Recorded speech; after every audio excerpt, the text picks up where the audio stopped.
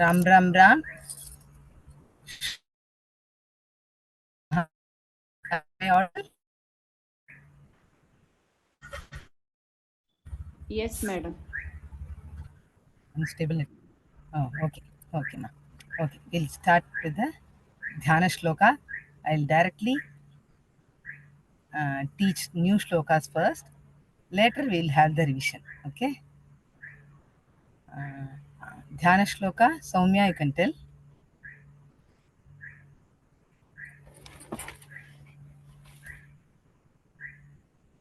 आर्यामेव विभावयन् मनसि यः पादारविन्दं पुरः पश्यन्नारभते स्तुतिं स नियतं लब्ध्वा कटाक्षच्छविम् कामाक्ष्या मृदुलस्मितां Sulehri ज्योत्स्नावयस्यान्विताम् आरोहत्यपवर्गसौधवलभीम् आनन्दवीचीमयीम्.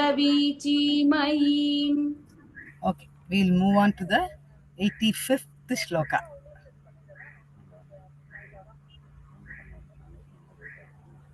Okay, we got it.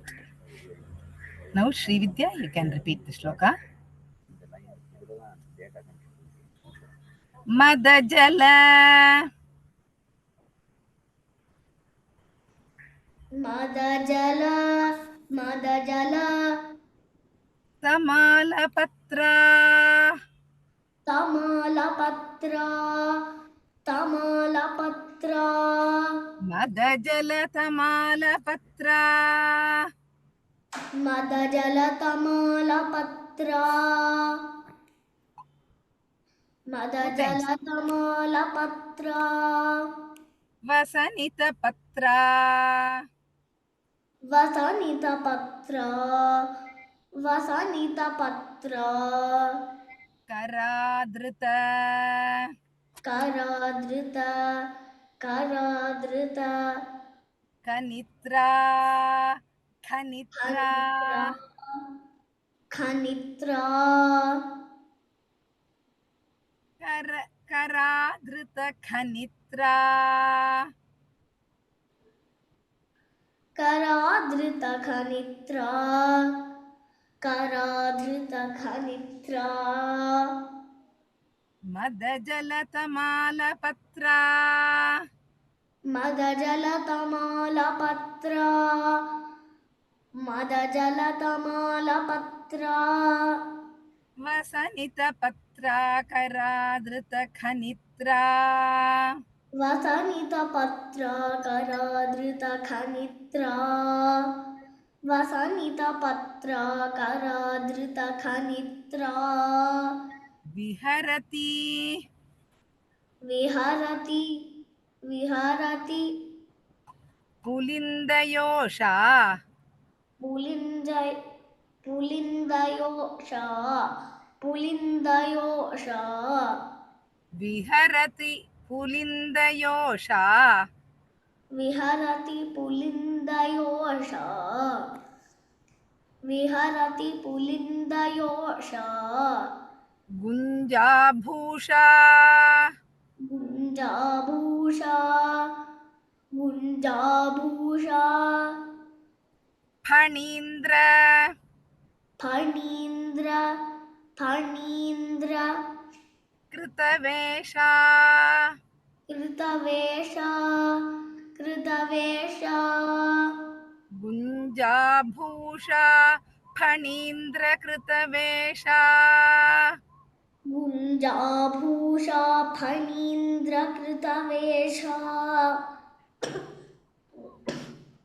Gunjabhusha, Phanindra, Kritavesha, Recite this shloka. Madajalatamala Vasanita Patra, Karadrita Khanitra, Viharati Pulindayosha, Gunjabhusha, Phanindra Kritavesha. Good. Bharati, you can repeat this shloka.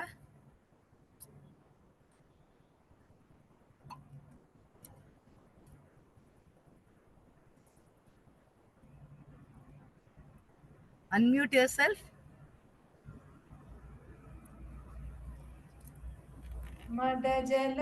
मदजलतमालपत्रा वसनितपत्रा करादृतखनित्रा विहरति पुलीन्दयोषा गुञ्जाभूषा फणीन्द्रकृतवेषा.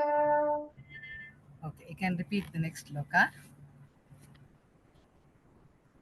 Anke अङ्के अङ्के Shukini शुकिनी शुकिनी Gite गीते गीते Anke Shukini Gite अङ्के शुकिनी गीते अङ्के शुकिनी गीते Kautukini कौतुकिनी कौतुकिनी Parisare cha परिसरे च परिसरे च Gayakini गायकिनी गायकिनी Kautukini Parisare cha Gayakini कौतुकिनी परिसरे च गायकिनी कौतुकिनी परिसरे च गायकिनी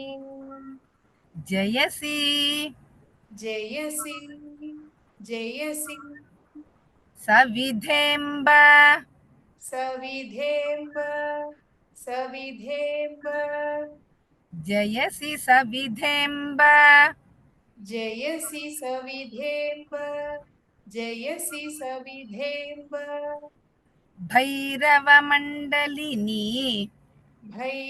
भैरवमण्डलिनी भैरवमण्डलिनी Shravasi श्रवसि श्रवसि Shankakundalini शङ्खकुण्डलिनी शङ्खकुण्डलिनी Jayasi Savidhemba Bhairavamandalini Shravasi Shankakundalini जयसि सविधेम्ब भैरवमण्डलिनी श्रवसि शङ्खकुण्डलिनी जयसि सविधेम्ब भैरवमण्डलिनी श्रवसि शङ्खकुण्डलिनी Recite the shloka. अङ्केषु किनी गीते कौतुकिनी परिसरे च गायकिनी जयसि सविधेम्ब भैरवमण्डलिनी श्रवसि शङ्खकुण्डलिनी. Okay. Samhita, can you recite the shloka? Repeat this.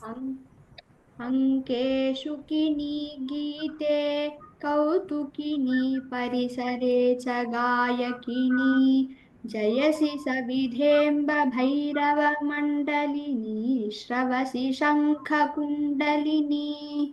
Okay, we'll move on to the next shloka. 87. Pranatajana प्रणतजना प्रणतजना Tapavarga तापवर्गा तापवर्गा Pranatajana Tapavarga प्रणतजनतापवर्गा प्रणतजनतापवर्गा Krita Bahusarga कृतबहुसर्गा कृतबहुसर्गा Sasimha ससिंह ससिंह Samsarga संसर्गा संसर्गा Krita Bahusarga Sasimha Samsarga कृतबहुसर्गा ससिंह संसर्गा कृतबहुसर्गा ससिंह संसर्गा Kamakshi Kamakshi Kamakshi मुदितभर्गा मुदितभर्गा मुदितभर्गा Kamakshi मुदितभर्गा Kamakshi मुदितभर्गा Kamakshi मुदितभर्गा हतरिपुवर्गा हतरिपुवर्गा हतरिपुवर्गा त्वमेव सा दुर्गा त्वमेव सा दुर्गा त्वमेव सा दुर्गा हतरिपुवर्गा त्वमेव सा दुर्गा हतरिपुवर्गा त्वमेव सा दुर्गा हतरिपुवर्गा त्वमेव सा Durga Recite this shloka. प्रणतजनतापवर्गा कृतबहुसर्गा ससिंह संसर्गा Kamakshi मुदितभर्गा हतरिपुवर्गा त्वमेव सा Durga Okay. Soumya, you can repeat this shloka. प्रणतजनतापवर्गा कृतबहुसर्गा ससिंहसंसर्गा Kamakshi मुदितभर्गा हतरिपुवर्गा त्वमेव सा Durga. Okay. We'll move on to the next shloka. Shravana श्रवण श्रवण Chaladvetanda चलद्वेतण्डा चलद्वेतण्डा Samarodanda समरोद्दण्डा समरोद्दण्डा Dhutasura धुतासुर धुतासुर Shikhanda शिखण्डा शिखण्डा Shravanachaladvetanda श्रवणचलद्वेतण्डा श्रवणचलद्वेतण्डा Samarodanda Dhutasura-shikhanda समरोद्दण्डा धुतासुरशिखण्डा समरोद्दण्डा धुतासुरशिखण्डा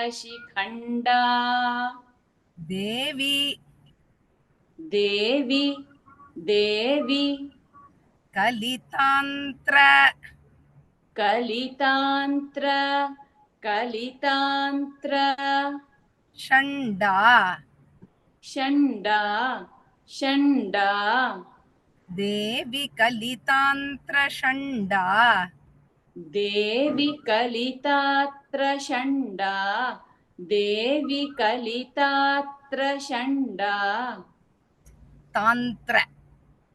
Repeat. देवी कलितान्त्र षण्डा देवी कलितान्त्र षण्डा Dhritaнарамунда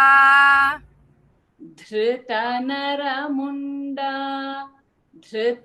धृतनरमुण्डा त्वमेव त्वमेव त्वमेव चामुण्डा चामुण्डा चामुण्डा धृतनरमुण्डा त्वमेव चामुण्डा धृतनरमुण्डा त्वमेव चामुण्डा धृतनरमुण्डा त्वमेव Chamunda. Recite this shloka. श्रवणचलद्वेतण्डा समरोद्दण्डधुतासुरशिखण्डा Repeat. Second pada. समरोद्दण्डाद्धुतासुरशिखण्डा देवी कलितान्त्रषण्डा धृतनरमुण्डा त्वमेव Chamunda. Srividya, you can repeat this shloka.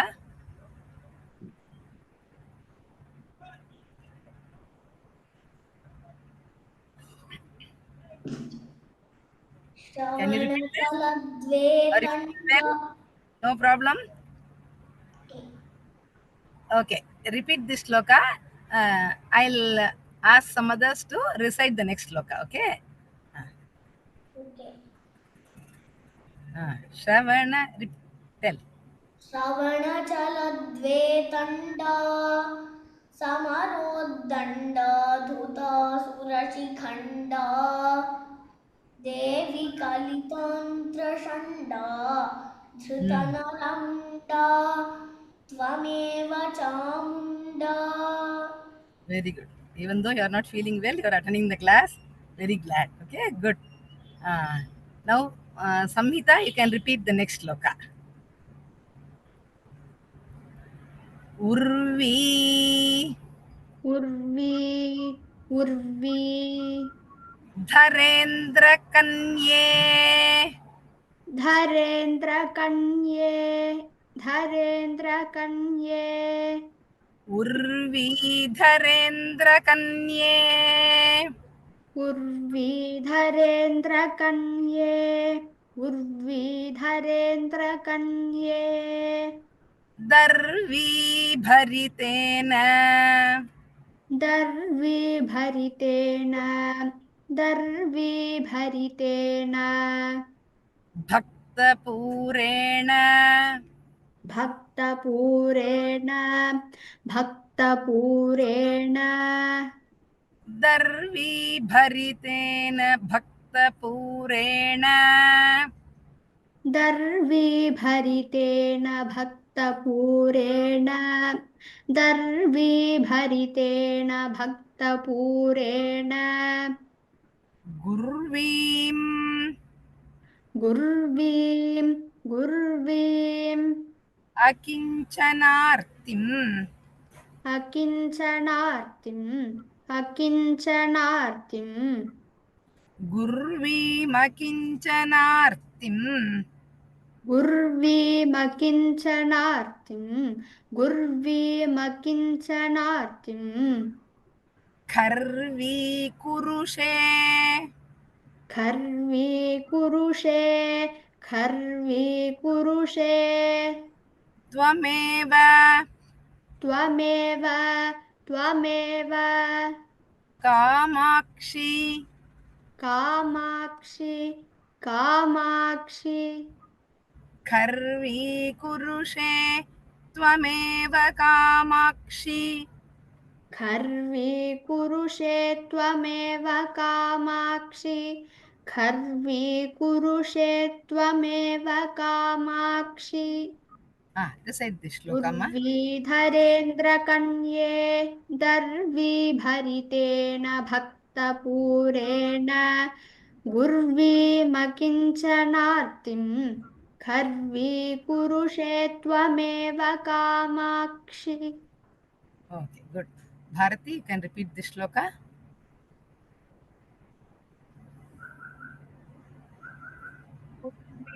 धरेन्द्रकन्ये दर्वी भरितेन भक्तपूरेण गर्वीमकिञ्चनार्तिम्. Repeat. Third pada. गर्वीमकिञ्चनार्तिम्. Gurvi. It's not Garvi, Gurvi. गुर्वीमकिञ्चनार्तिम् खर्वी कुरुषे त्वमेव Kamakshi. Okay, we'll move on to 90th shloka. Bharati, you can repeat. Tadita, ताडित ताडित Ripu, Ripu Ripu Aripidana, परिपीडन परिपीडन ताडितरिपु परिपीडन ताडितरिपु परिपीडन ताडितरिपु परिपीडन भयहरण भयहरण भयहरण निपुण निपुण निपुण हलमुसला हलमुसला हलमुसला भयहरण निपुण हलमुसला भयहरण निपुण हलमुसला भयहरण निपुण हलमुसला ताडितरिपु परिपीडन भयहरण निपुण हलमुसला ताडितरिपु परिपीडन भयहरण निपुण हलमुसला ताडितरिपु परिपीडन भयहरण निपुण हलमुसला क्रोडपति क्रोडपति क्रोडपति भीषणमुखी भीषणमुखी भीषणमुखी क्रोडपति भीषणमुखी क्रोडपति भीषणमुखी क्रोडपति भीषणमुखी क्रीडसि क्रीडसि क्रीडसि जगति त्वमेव जगति त्वमेव जगति त्वमेव कामाक्षि कामाक्षि कामाक्षि क्रीडसि जगति त्वमेव कामाक्षि क्रीडसि जगति त्वमेव कामाक्षि क्रीडसि जगति त्वमेव कामाक्षि recite this shloka. ताडितरिपु परिपीडन भयहरण निपुण हलमुसला क्रोडपति भीषणमुखी क्रीडसि जगति त्वमेव Kamakshi Soumya, you can repeat this shloka. ताडितरिपु परिपीडन भयहरण निपुण हलमुसला क्रोडपति भीषणमुखी क्रीडसि जगति त्वमेव Kamakshi Okay. 91st shloka, Soumya can repeat. Smaramatana स्मरमथन स्मरमथन Varanalola वरणलोला वरणलोला स्मरमथन वरणलोला स्मरमथन वरणलोला लोला मन्मथहेला. Okay. Srividya, can you recite now? Yeah. Let us see. Manmathahela Manmathahela. Manmathahela. Vilasamanishala Vilasamanishala. Vilasamanishala. Manmathahela Vilasamanishala Manmathahela. Vilasamanishala. Manmathahela. Vilasamanishala. Kanakaruchi Kanakaruchi. Kanakaruchi. Chauryashila Chauryashila. Chauryashila. Kanakaruchi Chauryashila Kanakaruchi Chauryashila. कनकरुचि चौर्यशीला त्वमम्ब बाला त्वमम्ब बाला त्वमम्ब बाला कराब्ज कराब्ज कराब्ज धृतमाला धृतमाला धृतमाला त्वमम्ब बाला कराब्ज धृतमाला त्वमम्ब बाला कराब्ज धृतमाला त्वमम्ब बाला कराब्ज धृतमाला recite this shlokama.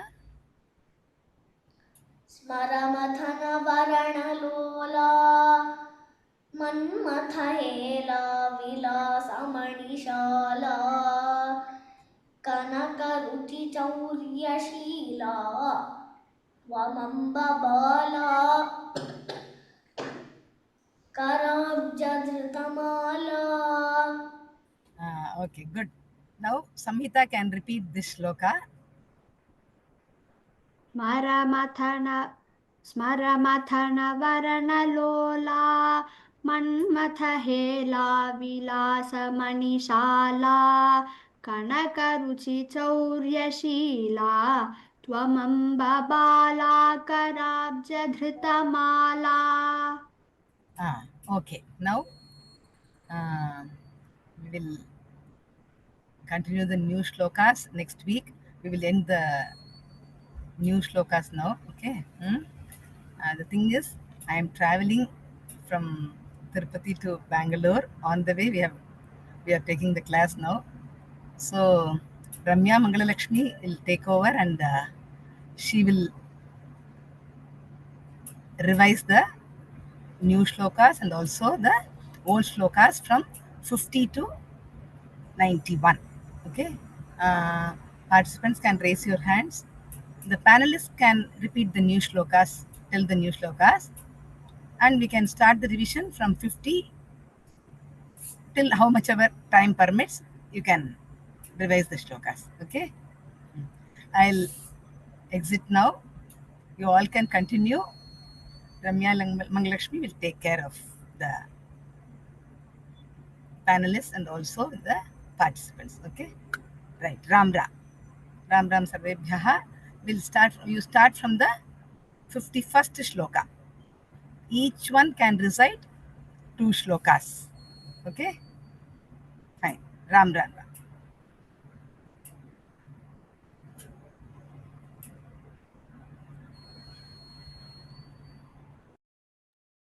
Okay.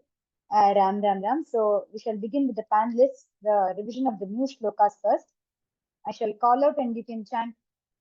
The panelists can chant 2 shlokas each. Okay. Shri Vidya Balakrishnan, begin. मदजलतमालपत्रा वसनितपत्रा कराधृतखनित्रा विहरति पुलिन्दयोषा गुञ्जाभूषा फणीन्द्रकृतवेषा. Good. अंकेषु किनी गीते कौतुकिनी परिसरे च गायकिनी जयसि सविधेम्ब भैरवमण्डलिनी श्रवसि शङ्खकुण्डलिनी. Good. Next, Samhita. प्रणतजनतापवर्गा कृतबहुसर्गा ससिंहसंसर्गा कामाक्षि मुदितभर्गा हतरिपुवर्गा त्वमेव सा Durga. Tell Hataripu Varga. Please go to the previous shloka. हतरिपुवर्गा त्वमेव सा Durga. Before Twa, you can give a stop. It. Hataripu Varga Tvameva. हतरिपुवर्गा त्वमेव सा दुर्गा. Good. श्रवणचलद्वे तण्डा समरोद्दण्डा धुतासुरशिखण्डा देवी कलितान्त्रषण्डा धृतनरमुण्डा त्वमेव Chamunda. 1 minute. It's not Devi, it is Devi Kalitantra Shanda. Prasva, Devi Devi. कलितान्त्रषण्डा धृतनरमुण्डा त्वमेव Chamunda. Good.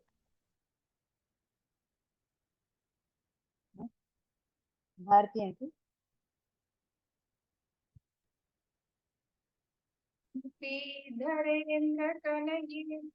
उर्वीधरेन्द्रकन्ये दर्पीभरितेन भक्तपूरेण गुर्वीमकिञ्चनार्तिं खर्वी पुरुषे त्वमेव Kamakshi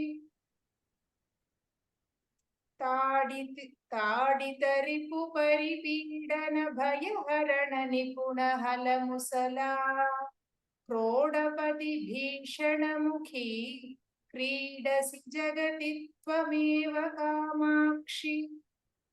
Soumya aunty.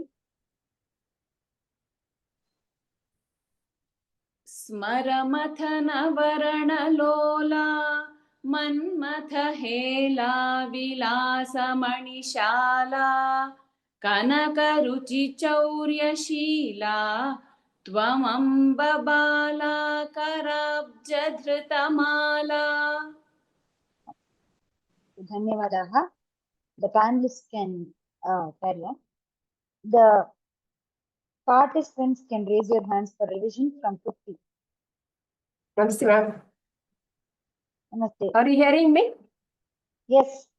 Please Santosh. Madhye hridayam, madhye nitilam, madhye shiropi vastavyam, chandakara shakrakarmuka chandra samabham, namami kamakshim. Good. Slide. Just अधिकाञ्चिकेलिलोलैः अखिलागमयन्त्रतन्त्रमन्त्रमयैः अतिशीतं मम मानसम् असमशरद्रोहि जीवनोपायैः. okay. Well done. Good. Thank you. Thank you. Okay. Next, Lalita V. नन्दति मम हृदि काचन मन्दिरयन्ती निरन्तरं काञ्चीम् इन्दुरविमण्डलकुचा बिन्दुवियन्नादपरिणता तरुणी. Good. Next. शम्पालता सवर्णं सम्पादयितुं भवज्वरचिकित्सां लिम्पामि मनसि किञ्चन कम्पातटरोहि सिद्धभैषज्यम्. Kamala Shankar. राम भगिनी. Ram Ram. अनुमितकुचकाठिन्याम् अधिवक्षः पीठमङ्गजन्मरिपोः आनन्ददां भजेताम् आनन्दब्रह्मतत्त्वबोधिसिराम् ऐक्षिशिपाश. Just could you go to the previous shloka? Just a second. You pronounced all the Mahaprana only Adhivakshaha. Maybe you missed that. Just you can be conscious of it. That's it. Adhi, the dha there. आनन्दब्रह्मतत्त्वबोधिसिराम्.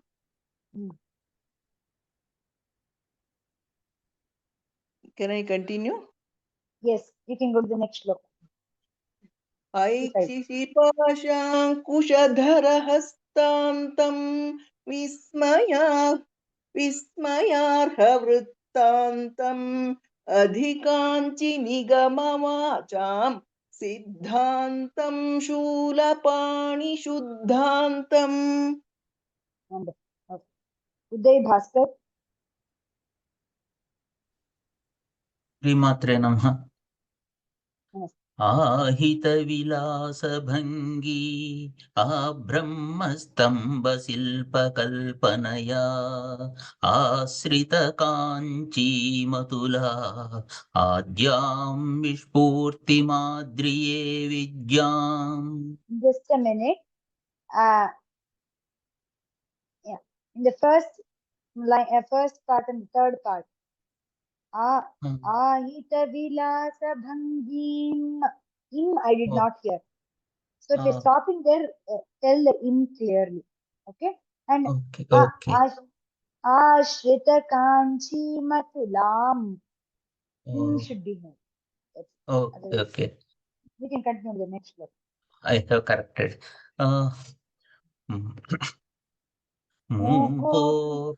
मूकोऽपि जटिलदुर्गति सोऽकोऽपि स्मरति यक्षणं भवति एको भवति स जन्तुः लोकोत्तरकीर्तिरेव Kamakshi. Well done, sir. Just one more suggestion in this shloka. After smarati yaha, it is smarati yaha. Do not join there. It is not smarati yah kshanam. Oh, smarati yaha. That's why there's a comma specifically. So kopi smarati yaha. Kshanam bhavati. Could you tell the first line, please? Kopi jatila. कोऽपि स्मरति क्षणं भवतीम्. One minute. Could you tell from the starting? Kopi jatila durgati. मूकोऽपि जटिलदुर्गति सोऽकोऽपि स्मरति यत्क्षणं भवतीम्. एको भवति. One minute. Sokopi smarati yaha kshanam bhavati. It is not.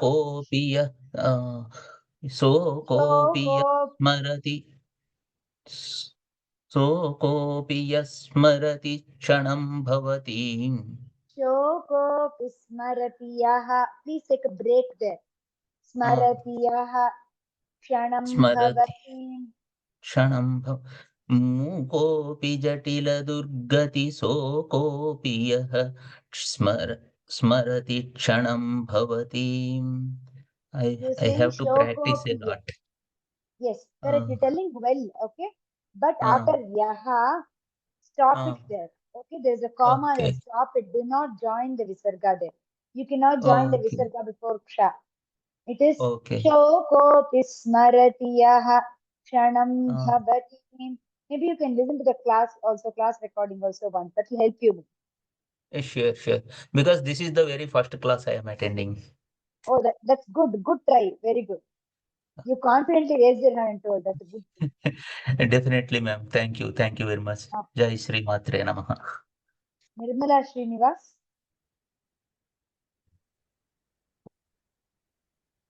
Ah, 58. Yes.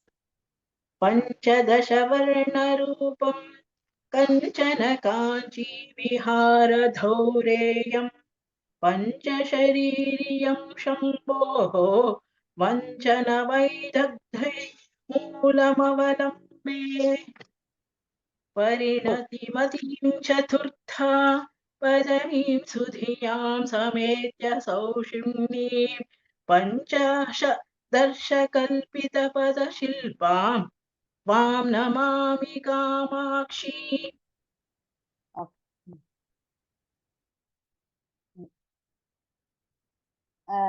Lalita Muthuswami. Namaste ji. Namaste. Adichanmamagurarat Adishantat Aksharatnikam Vidyam Swadishthachapatandam Nedishtameva Kamapitagatam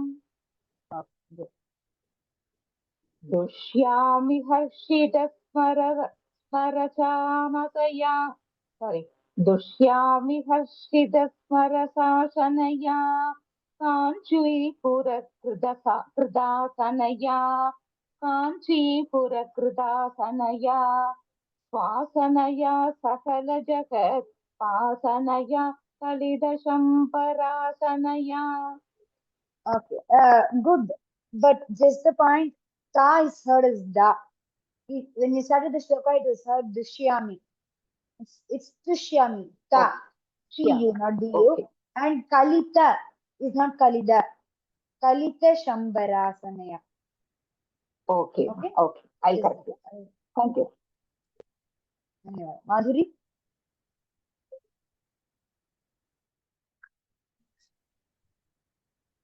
Madhuri? नमस्ते. प्रेमवती कम्पायां स्थेमवती यदि मनस्सु भूमवती सामवती नित्यगिरा सोमवती शिरसि भाति Haimavati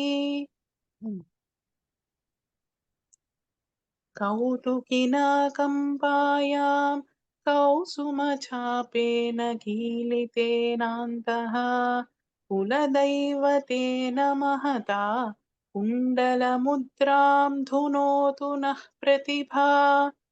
Wonderful. Okay. Those were chanted. Please put your hands down. Easier for us. Aditya?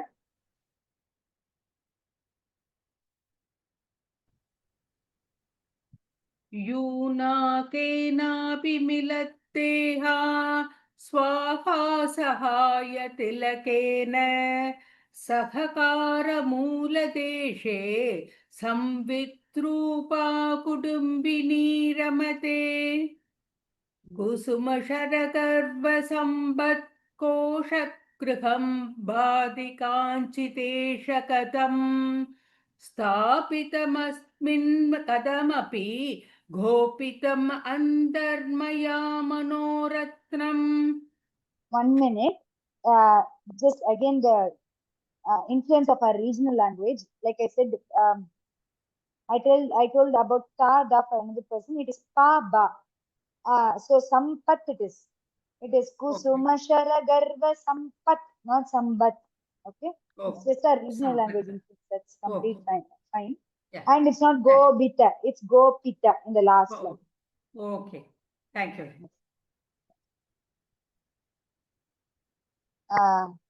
Jai Shri Parmeshwaran.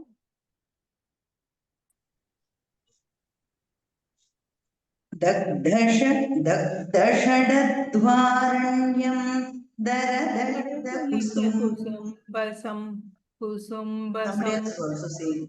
No. You can continue. Jai Shri, yes, you can continue. दग्धषडद्वारण्यं दरदलितकुसुम्भसम्भृतारुण्यं कलये नवतारुण्यं कम्पातटसीं किमपि कारुण्यम् अधिकाञ्जिवर्धमानाम् अतुलां करवाणि पारणामक्ष्णोः आनन्दपाकभेदाम् अरुणिमपरिणाम गर्भपल्लविताम्. Wonderful. When did I unmute? Uma Subramanian. Bagini, 68. बाणशृणिपाशकार्मुकपाणिममुं कमपि कामपीठगतं येणधरघोनचूडं शोणीमपरिपाकभेदमाकलये किं वा फलति ममान्यैः बिम्बाधरचुम्बिमन्दहासमुखी सम्बाधकरी तमसाम् अम्बाजागर्ति मनसि Kamakshi.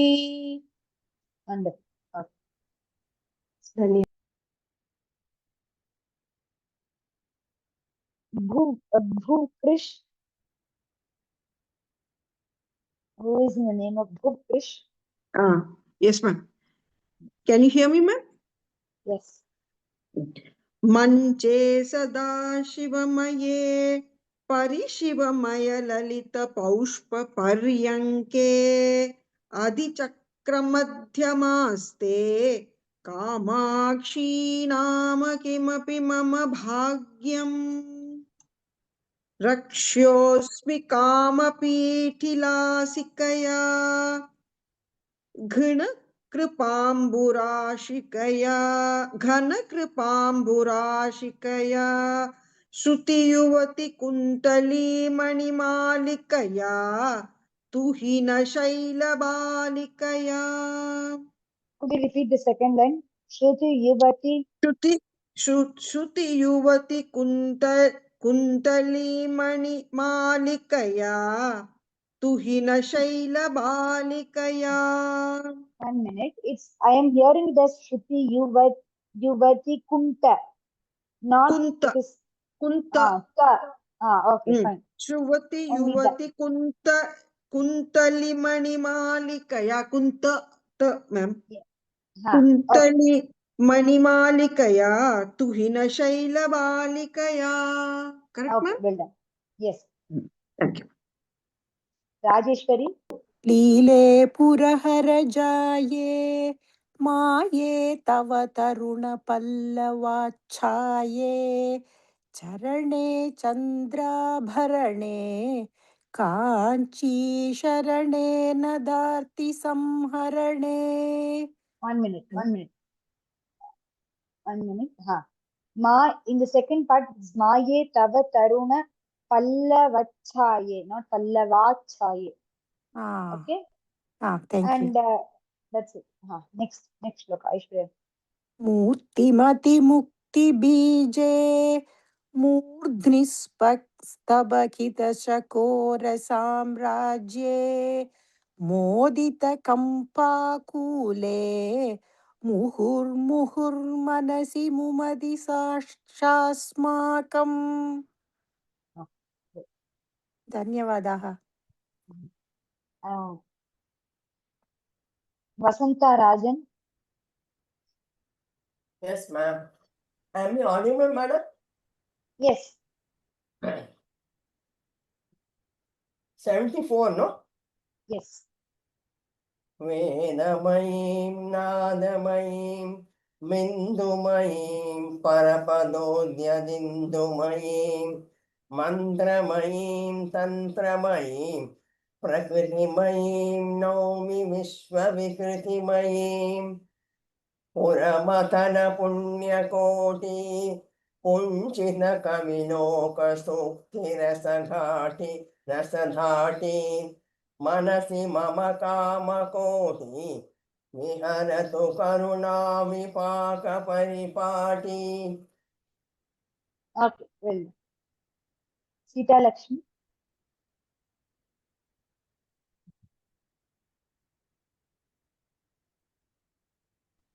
Sita Lakshmi. Krishnama. Kutilam chatul 76, right?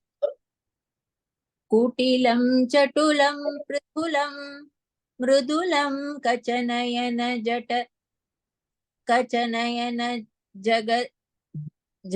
jaghana charaneshu avalambitam adhikam patatak mameyam masmabhihi.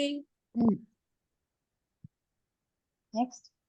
Pratyang mukhya drishtya prasada deepankurena kamakshyaha pashyami nistulamaho pachelim kamapi parishivollasam. It is not Pachelim, it is Pachelimam. Pachelimam kamapi. Pachelimam kamapi parashivollasam. Okay. Thank you. Well done. विद्ये विद्रातु विषये कात्यायिनि कालिकामकोटितले भारती भैरवि भद्रे शाकिनी शाम्भवी शिवे स्तुवे भवतीम्. 1 minute. Sir, just a small suggestion. When you tell the Hrasvasvaras, please pronounce it as Hrasva. When it is Dirgha, it is to be pronounced as Dirgha. For example, it is not Shakini Shambhavi. It is Sha. Today I had also corrected the pan list. Similarly, it is Shakini Shambhavi. The Na and Va, Ni and Vi are Hrasva, short vowels. So just take care of it. Okay. And maybe you can try the Mahapranas. It will be nice. Right. Yeah. Next one. Yes. Malini Mahesha Chalini Kanchi Kelini Vipakshakalini Te Shulini Vidrumashalini Surajanapalini Kapalini Namostu. Very happy. You tried it here. Thank you. Usha Shivaraman.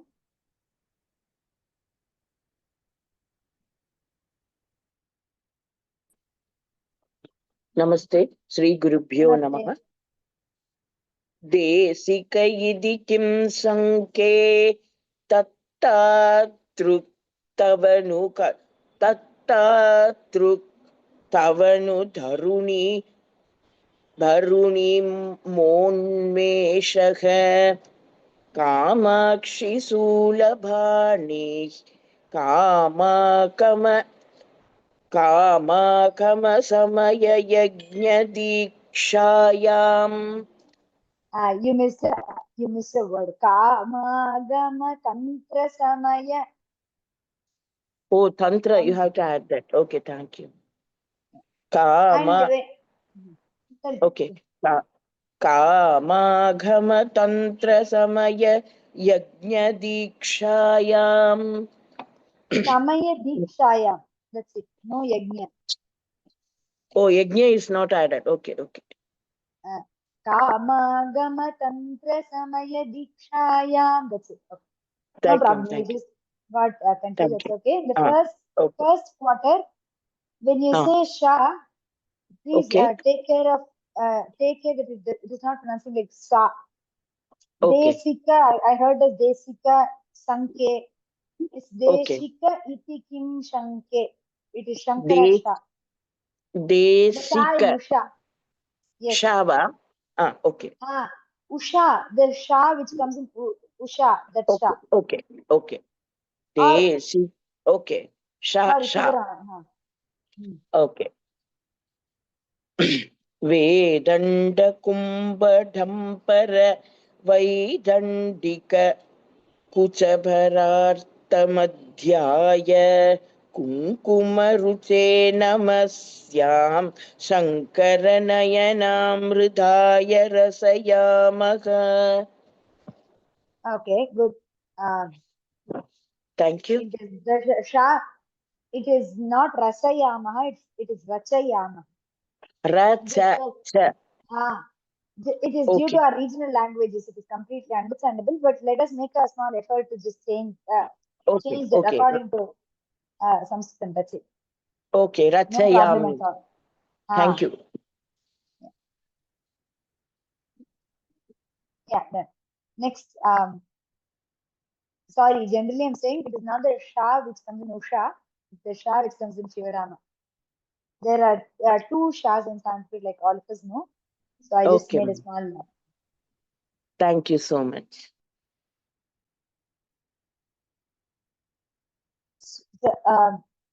Saraswati Balachandran. Yes, ma'am. Yes. Adhikanchit. That one, no? 82. Yes. Adhikanchitamanikan. Adhikanchitamanikaachana kanchim. Adhikanchi dadraksham. Avanata janananukampam. Anukampa kulam कूलाम्. Okay. Next one. Good. परिचितकम्पातीरं पर्वतराजन्यसंसुकृतसन्नाहं परगुरुकृपया वीक्षे परमशिवोत्सङ्गमङ्गलाभरणम्. Okay. Shalini. दत्तमदनस्य शम्भोः प्रथीयसीं ब्रह्मचर्यवैदग्धीं तव देवि चतुरिमपाको न चक्षमे मातः. Okay, well done. Dhanyavadaha sarvebhyah. So we shall stop our revision here. Okay, since from 85 you had just learned today. Could all of you please mute yourselves? So we shall end our revision here today and end our class here today. Next class, the remaining shlokas will be taught, and I think we will be coming to the end of the Artha Shatakam in the next class. And Sri Vidya ma'am will be taking over the next class, next Sunday. Dhanyavadaha sarvebhyah. Ram Ram Ram. Punarmilama.